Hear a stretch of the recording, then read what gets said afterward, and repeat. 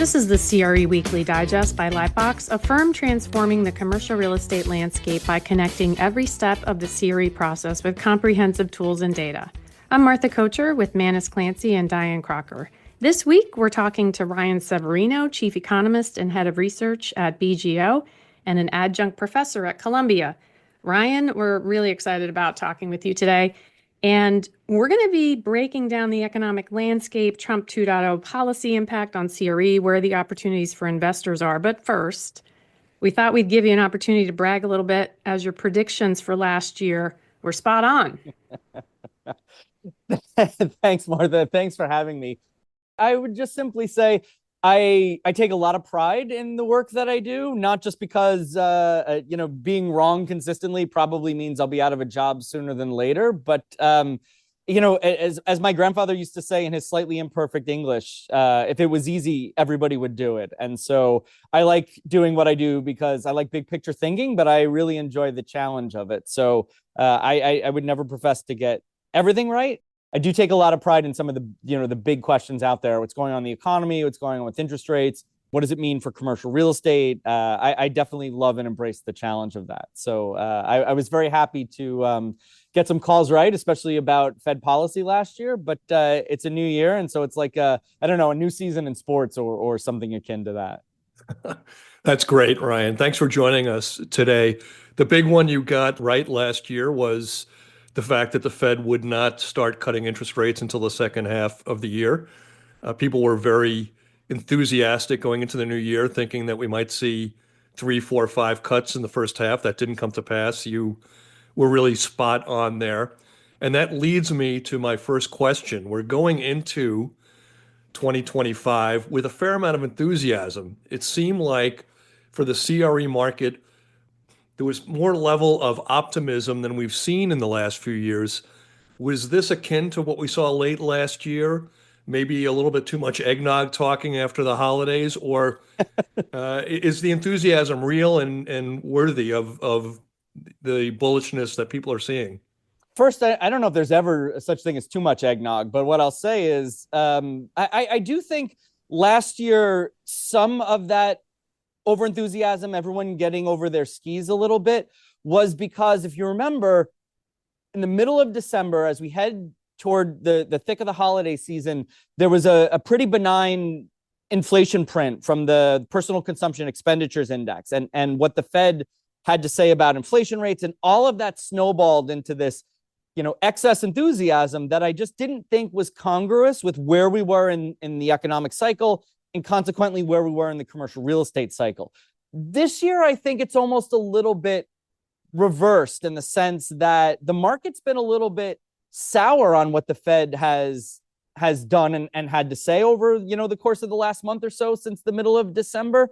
And I'm not saying that the market's not enthusiastic, because I do think there's a level of enthusiasm out there, but it almost might be the reverse of last year, where I think maybe the market should feel fairly optimistic about where we are, but I think they're being a little bit hesitant because of some of the stuff that the Fed's done, potentially even some policies, which we could discuss, and the fact that since the Fed cut interest rates, the 10-year's up 100 basis points, which is, I only went back through time throughout the history of what I call commercial real estate data, maybe the last 50 years or so, but is the single worst start to a cutting cycle as measured by the change in the 10-year Treasury yield during that half-century period. And it's just unambiguously clear. So I think that's taken a little bit of the bloom off the rose, but I still think we should be generally cautious but enthusiastic about where we're likely headed. So let's stick on that point for a second. I love the fact that you pointed out that since September, we're up 100 basis points on the 10-year. What do you attribute that to? Has the Fed become too dovish too quickly? Is it worries about tariffs coming in and reigniting inflation? Is it something we're missing here? What is the reason the bond markets became so spooked between September and December? I think it's a combination of two things that are not fully independent of each other. First, I really try not to cast aspersions too much, but I really think the Fed mismanaged this. I think they got overly concerned about the labor market last summer because there was a lot of noise in the data. They overreacted to that in a way that they probably shouldn't have. So remember, they cut 50 bips in September, which I didn't think they needed then. And I will double, triple down on that. I definitely don't think that we needed that. And then they came out with this pretty aggressive forward guidance for where they thought they were going to go. And by September, they were walking that back significantly. And I think we end up probably in the same place that I thought we should have been at the end of this year, but it doesn't take a lot to disappoint the market. So you had that sort of first order effect.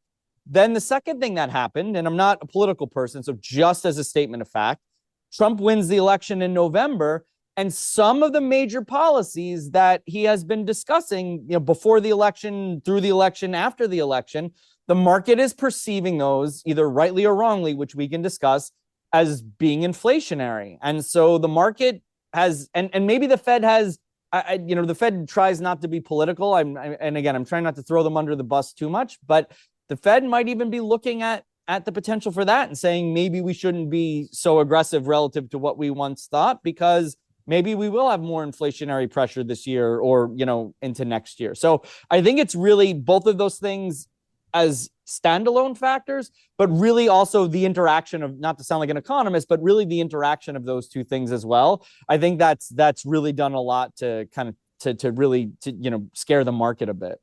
Are you surprised at all that liquidity held up in November and December in the face of this 120 basis point uptick? It seemed like deals just continued to get done.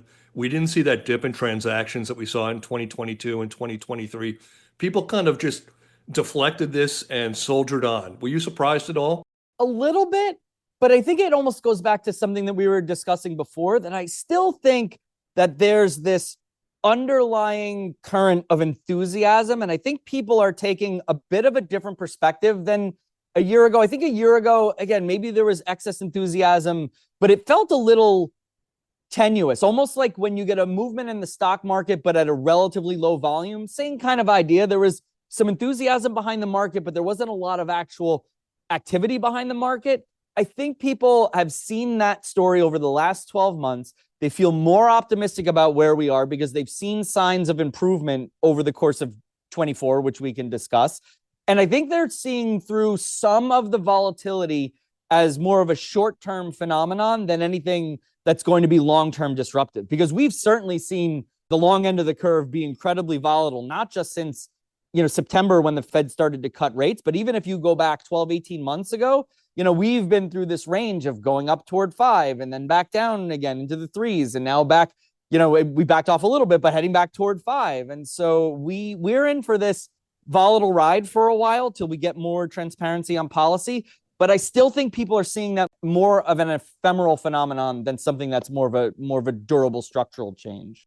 I had a funny throwback Thursday moment to when you were our keynote at LightBox's Prism event. And the word that you used at the time to describe commercial real estate, and I can tell that you remember, was bubblicious. Bubblicious, yes. Which, reminds us all of that pink bubble gum that we chewed as kids that we would probably I'm dating not myself put in our with mouth that now. term, but I still like it. So I wonder, based on the volatility in Treasury that we talked about, the inflationary fears, and everything else that's kind of up in the air right now, what's the one adjective that you would use to describe the market today? Cautious is the word that I think I would use, because as we were saying, I'm looking past this short-term volatility. Certainly, I can see a lot of these long-term trends. I've been around the block more times than I usually admit. All jokes about, gum from my youth and dating myself. One of the hallmark features of this industry, commercial real estate, is that it moves in very long, pronounced cycles. It's not a random walk the way, say, the stock market is, or even the bond market is with some of the yield volatility that we've seen. And so when you see these either actual turning points or the kind of slowdown into a turning point, it almost never reverses, because that's just not how this industry works. And I've seen enough over the last 12 months that makes me feel enthusiastic about that. I think the market is still a little bit tenuous because of some of the volatility that we've seen over the last year and, walking back interest rate cuts that they were expecting, things like that. But I do think there's a note of caution, but I still think there's that undercurrent of optimism there. I think the market just needs a little more confidence, especially at the long end of the curve. When we talked about Treasury, I know, Manis, you're a professor. Ryan, I know you're a professor. So maybe this little tidbit is something that you're already aware of. Since 1790, when Alexander Hamilton issued the first 10-year Treasury bond, the yield has averaged 4.5%. So that's over a 234-year period. So we've lived, in this 4% plus more often than not.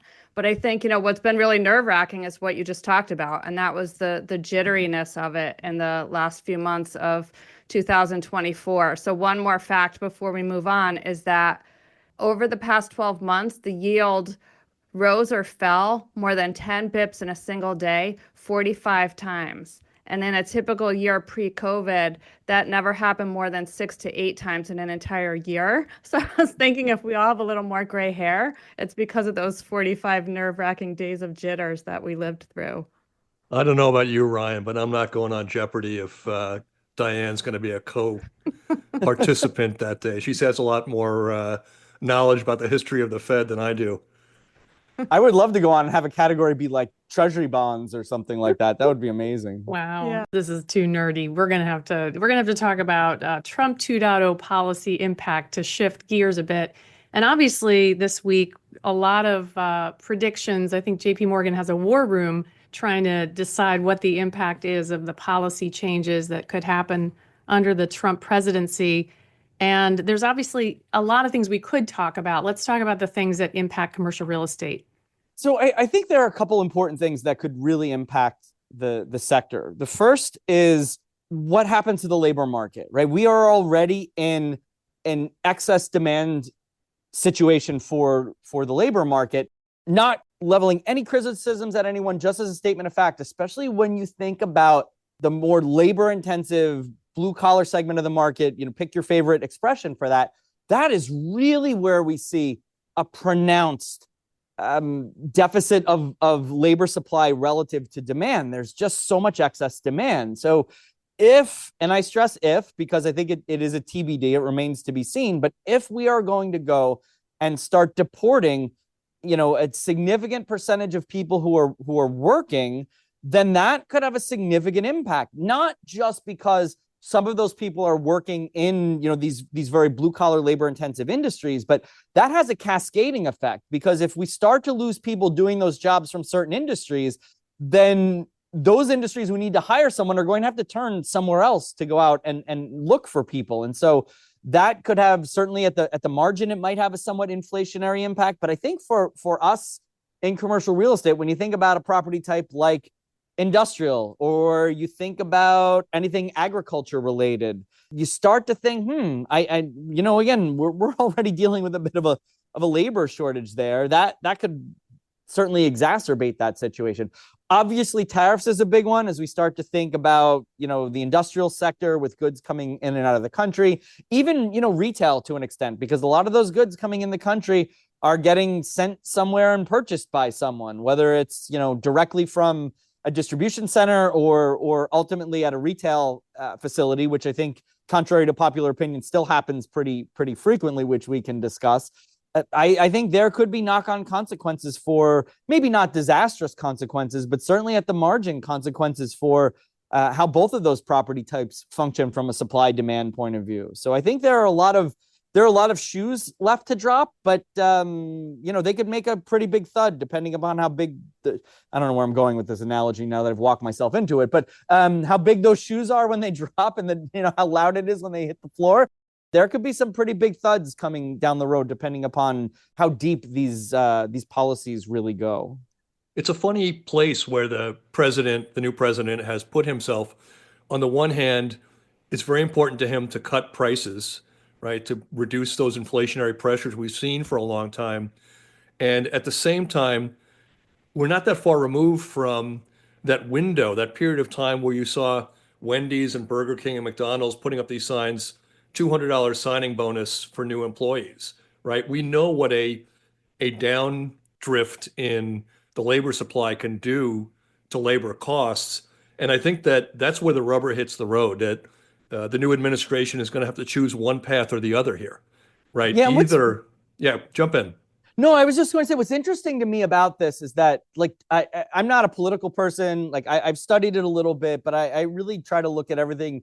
I try to stay in my lane and look at everything through the lens of economics. And I look at it this way: he's already won, right? Like, there's nothing else that he really needs to do. So unless he's got some kind of thought process that feels just so far off the radar, there's got to be a middle ground where he can do some of this and put political wins on the board and, throw red meat to his base, all the expressions that, very politically minded people use, without totally destroying the economy in the process, right? Because there's a lot of middle ground between doing none of those things and doing them to the nth degree so that it causes a lot of disruption to the economy and all of our lives. Somebody rational just needs to sit down and have this conversation where they can go, look, you could just do some of this and put it, again, check a box, put a win on the board, and not have it be catastrophic. And if you're looking for a sign of that to maybe sleep better at night, if you're really worried about this, again, I don't know if his thought process always works the same way, but just look at the whole build the wall thing from the first administration, right? There's no wall on the southern border. Like there are, small sections of it, but there isn't this gigantic wall across the entirety. I'm pretty sure there are outfields in major league ballparks that are longer than some sections of the wall on the southern border, but that's not the point. The point is, he did enough of that to put a win on the board, and people were maybe not explicitly expecting the entirety of the southern border to have a wall. So maybe we don't have to deport 10, 11, 12 million people. Maybe we don't have to nuke the entire, global trading market with tariffs. If we can put enough of that in place that it puts some wins on the board, you can check a box, but not have to make life miserable for everybody. Maybe there's a path there. Again, I think about it just through the lens of, almost like economics and game theory, kind of optimizing that. But I will just have to see, because I'm not sure that he thinks about the world that way, or people in his orbit think about the world that way. Before I let Diane jump back in, I got to say you've won my endorsement for an Amtrak ticket down to Washington to be one of the new administration advisors on these types of things. It sounds so commonsensical the way you say it. So it's hopefully from your mouth to the Donald's ears. Yeah, I second that. Thanks, I appreciate that. So we want to cover a lot of ground. We could hypothesize about where Trump's policies will lead our industry all day long. I think we'll see some clarity starting to emerge over the next weeks to months. But one of the first things that he did this week was he ordered federal employees to return full-time back to the office, affecting nearly 2 million workers. But 2 days ago, the Wall Street Journal had an article that the Trump administration was also considering selling 2/3 of the federal government's office stock in DC. And how do those two things compute? Yeah, I thought I heard Martha say that come back to the office, but it might not be there. I think that is an incredible, the cognitive dissonance of that is kind of amazing. I think from the demand side point of view, obviously, you could argue that calling everyone back to the office is, it's a mathematical thing, right? If you're adding a bunch of demand and it keeps the federal government from offloading a bunch of buildings, because they're obviously a significant tenant, especially in certain markets. Obviously, DC comes to mind, but even in other markets across the country, because the federal government is so big and does so many different things. But I guess it depends how much of that portfolio they're really looking to sell, because obviously those are somewhat antithetical things, right? Oh, we want everyone back in the office, but we're going to sell a bunch of buildings. And not to, pivot abruptly, but sort of tangentially, I've heard a bunch of stories, and I'm sure all of you have too, about private organizations calling people back into the office and then realizing their footprint is incongruous with the number of people that they're calling back to the office. And then they're scrambling at the last minute, hot desking or rotating or trying to sign, emergency leases or subleases or something like that. And so I'm not, I'm fairly agnostic in the sense of, calling people back. I think every organization has a decision to make about that, and far be it from me to tell them explicitly what to do. You might want to think through how much space you have and the square footage per employee, and whether you actually have enough desks for them before you really just flip a switch and start to pull them back. There's probably a right way and a wrong way if you're going to go down that road. And it might be like a little more like a dimmer switch than just a on-off light switch as you do that, because if you flip the switch and you find out that your space is not lining up very well with your employee base, it's going to certainly cause problems. And again, I think we've all heard some rumblings of that over the last, couple months or so. I'm a little skeptical, I have to say, about the federal building sale.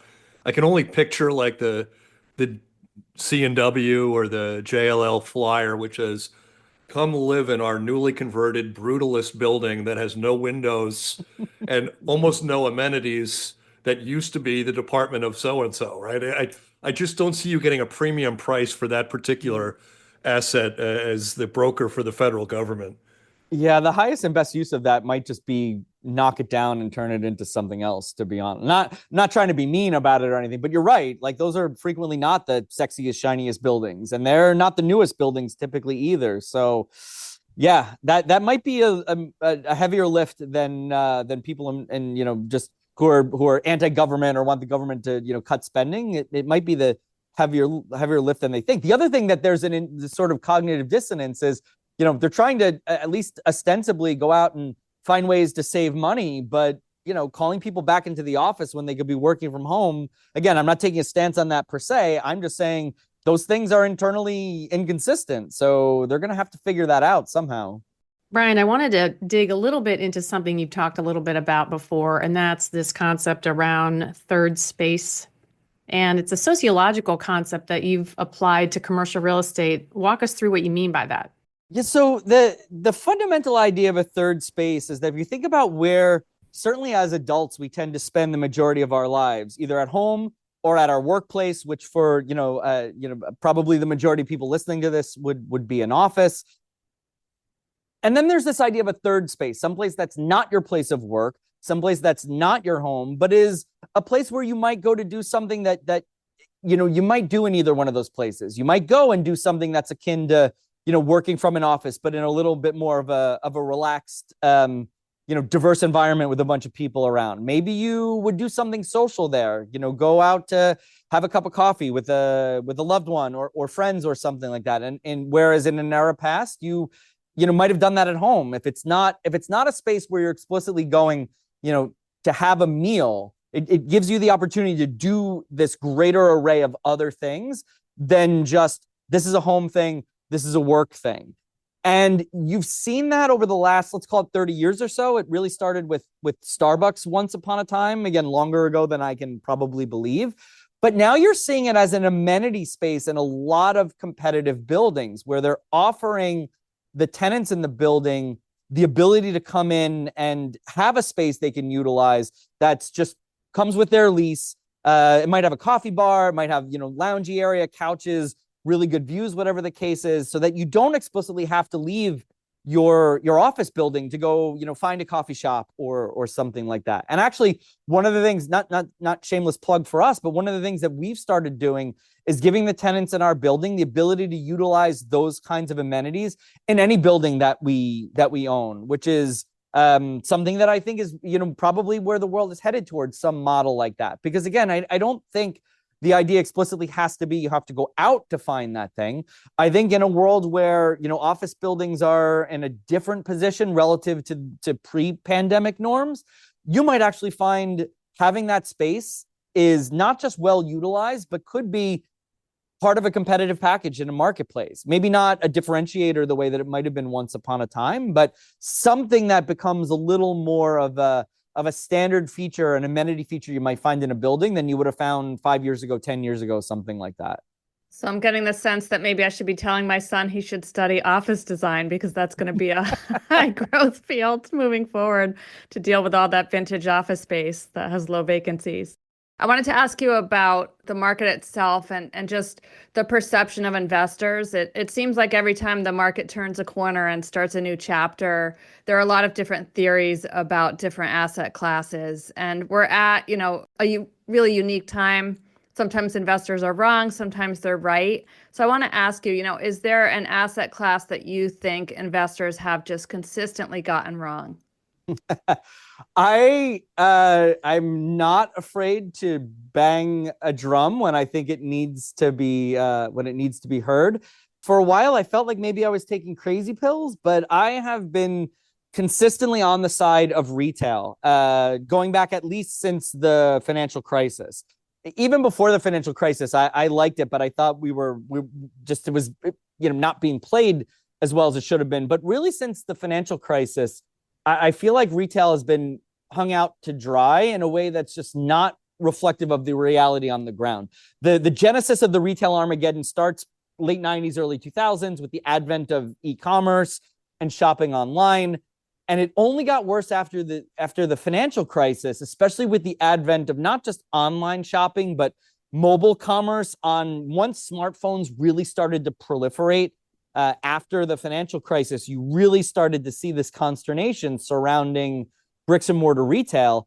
But if you look at bricks and mortar retail over the last 15 years since then, it's done incredibly well. If you measure it by the national vacancy rate in the US, it's the tightest of the major property types. And I remember, again, 15-ish years ago, going to record sort of a live recording in Chicago and talking about that everyone was painting with a very broad brush. They were reading negative headlines in the press about what was usually about Class B or C malls, really inferior old space, and just extrapolating from that ridiculously. And so I think the world is slowly coming around to that. I'm not straining my arm, patting myself on the back, but it has taken a lot of the investment community 10 to 15 years to get there. And I don't think everyone is still sold on this, because if you look at any of the surveys in terms of where investors, and I'm talking institutional investors, are enthusiastic, there's a lot of enthusiasm for industrial, which I think is fair. There's a lot of enthusiasm for what I will broadly call housing, which I think is fair.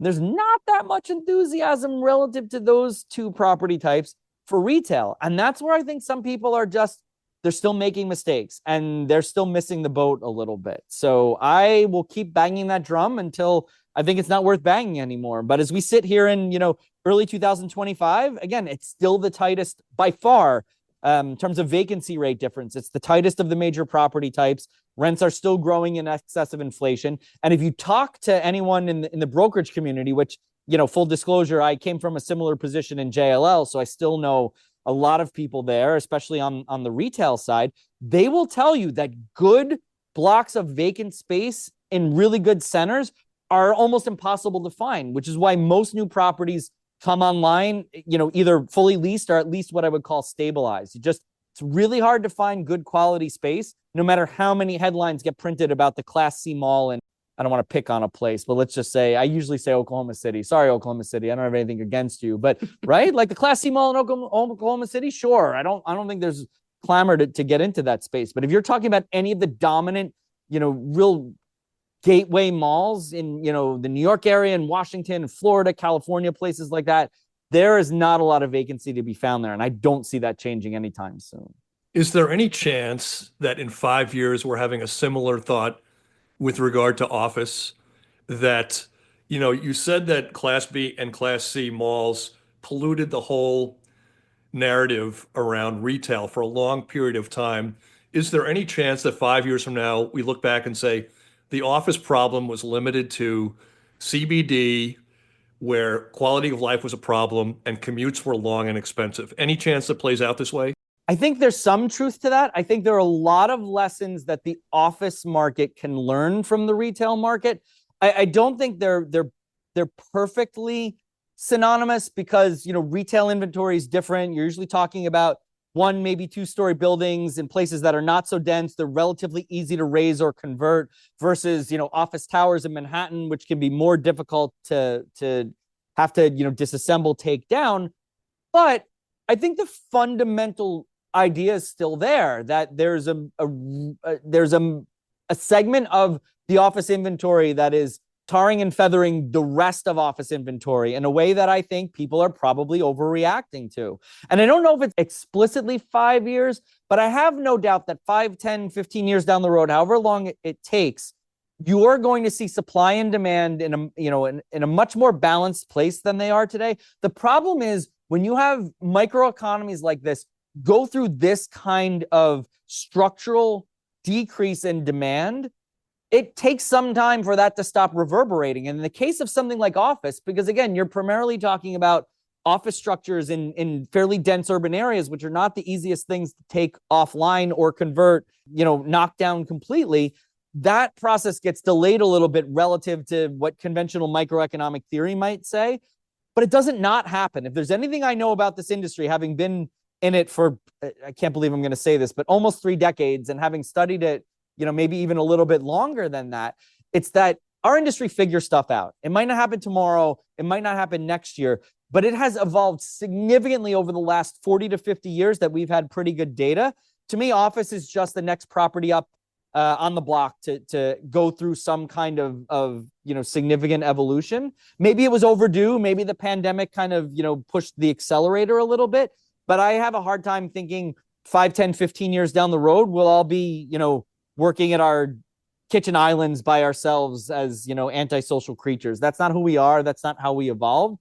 I feel like the world would have, put it this way, if that's true, the world is going to have so many more problems than me getting that wrong. I'm not going to remotely worry about that not being correct. Let's put it that way.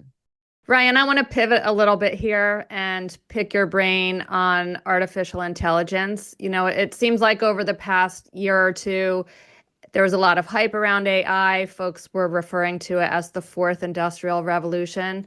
And I know that BGO is establishing itself as a leader. I saw an article that quoted you in CRE Analyst. And I want to ask you one thing that you talked about in the article, which is that BGO has a deadly serious effort to use AI to help identify target markets for your investments. So 2-part question. I'd like to hear more about what you're doing at BGO. And then at a more macro level, our industry certainly doesn't have a reputation of being fast to board the technology train. So I wonder, where do you see AI reshaping commercial real estate? I know enough about what I would consider a peer group to be doing. So I can't definitively tell you that we are farther ahead than everyone else, but I would say at a minimum, we are in the vanguard of that very small number of people who are investing serious time and serious money and serious human capital into this. What we are really using it to do are a few things. I'd say first and foremost, we're using it to more accurately forecast than anybody on the planet. And I say that with the same deadly seriousness that I said it previously. We use that to rank markets, to target markets. Secondarily, we're using it to help with asset management when it comes time, all the things that happen in asset management, right? Managing the building, thinking about lease renewals, thinking about how we work with tenants and how we structure leases, those kinds of things. And then I'd say, third major way is we're increasingly starting to use it to think about portfolio strategy and portfolio theory, right? How do we allocate assets across property types, across markets? And that obviously has a strong connection to what we're doing with forecasting and market ranking and targeting. But those things can be, if you're not thinking about them in a certain way, they could be somewhat divorced from each other. And we're really trying to, marry those things and bring them together. From, a more macro point of view, the thing about this that I don't think most people fully understand, especially to your very astute point about our industry and being adopters. The way I think about commercial real estate, and I love commercial real estate, I've dedicated almost my entire working career to it. So I say this somewhat lovingly, is we're always late to the party. And I don't mean fashionably late, 5 minutes, make a grand entrance sort of thing. We usually show up to the party after all the punch is gone and the cool kids have already moved on to the after party. That could be the case this time around, but I've been trying to tell people to the extent that I can not to do that. And the reason I say that is because this is fundamentally different than any other technology that's been developed up to this point. Up to this point, all of the technology, all of the innovation that has occurred in the world, in the economy, in our lives, we've used it as a tool. This is not just a tool. This is also an agent. It can think for you. It can make suggestions. It can help you. So people need to stop thinking about it just like a hammer. Like you can use it to help you build something. It can actually build things for you in a way that a hammer can, in a way that a lot of technology really can. And so this is the first time that we are really seeing technology become an agent that can help us, as opposed to just a tool that we can utilize. And I am telling anybody that will listen to me, the expression that I use, which is a little bit crass, but I like it, is, we call it data science at BGO, artificial intelligence, machine learning, those kinds of things. It's a train and it's leaving the station. It's not even like it's still in the station waiting to depart. It is in the process of leaving the station. And if you are not on this train, you will find yourselves underneath it. And again, I love this industry, but going back to the point that you made, there are a lot of people who don't understand it, who think it's just a black box, who get settled in their ways because they've been doing stuff for multiple decades and it's always worked. And that's usually the kind of industry that comes along and gets disrupted by somebody else when they're afraid to cannibalize their own business or their own revenues. That is exactly how somebody who seems like this unstoppable force gets disrupted and defeated by someone else. I'm not explicitly saying that's going to happen, but I've seen the story enough to know how it typically ends, and that's why at BGO we are on the train. Like I said, we're in the engine as to the extent we can be driving the train. We're not like in the caboose just trying to jump on as the train's pulling away. Sounds like we'll be hearing a lot more exciting applications of AI from leading firms in very short order, which I think is just, it's astounding the pace at which it's being adopted and the creative ways that companies are using it. Any 2025 predictions that you want to share? And we'll check you next year. 2025 predictions. I actually think across the yield curve, interest rates will probably be down a bit more than people think. I actually think people are getting the inflation story wrong, at least over the first half of the year, maybe even the first 3 quarters of the year. And I say that because if you look at inflation, a lot of what's happened that's kept year over year inflation high is because we didn't have great base effects at the end of last year, meaning what happened the prior year relative to 23 versus 24, when you calculate the change just didn't look that great. But if you actually look at it on a shorter term basis, month to month, inflation has slowed considerably. In the first 4 months of this year, the base effects are going to be much more favorable. And I'll beat my favorite dead horse here in that we just mismeasure housing inflation tremendously in the US. But the silver lining there is that it creates a lag. And so a lot of the decrease in housing costs that we've certainly seen, in the commercial real estate industry, especially in apartments, hasn't filtered through into the actual shelter component of major inflation indexes. That has to filter through at some point, right? If it doesn't, then we can just call, BS on these indexes because we know this is happening in our industry. So the combination of base effects plus that delayed lagged slowdown in housing almost certainly means inflation is going to look more benign than people think. Because again, if you're just thinking like, oh, headlines, new policies, it's going to be disruptive. I'm not saying they won't, but it's hard to argue that they're going to have unless we really go to DEFCON 1 and nuke the entirety of the global economy with this full all-out trade war. It's hard to see how over, the next few quarters, more disinflationary pressure than inflationary pressure, which I think once the market realizes that, I think you'll see softening in their perception of where rates should be. But because of the uncertainty, I feel like they're just assuming this kind of nth degree worst case scenario. And I don't think that's going to play out, even if we do get something that I would rather not see. Just probability suggests that we'll get something that's not that. And so I think we'll be in a more benign interest rate environment than certainly the market's pricing in right now, which is, I think, good things for all of us in commercial real estate. And we'll invite you back next year to talk about it. And with that, we'll close. Thank you, Ryan, for joining us today. It's always insightful and entertaining having you on. Thanks to our producer, Josh Bruning. Join us every week as our Lightbox team shares CRE news and data in context. You can listen on any of your favorite podcast channels. Send comments or questions to podcast@lightboxre.com. Thank you for listening and have a great week. Let's go.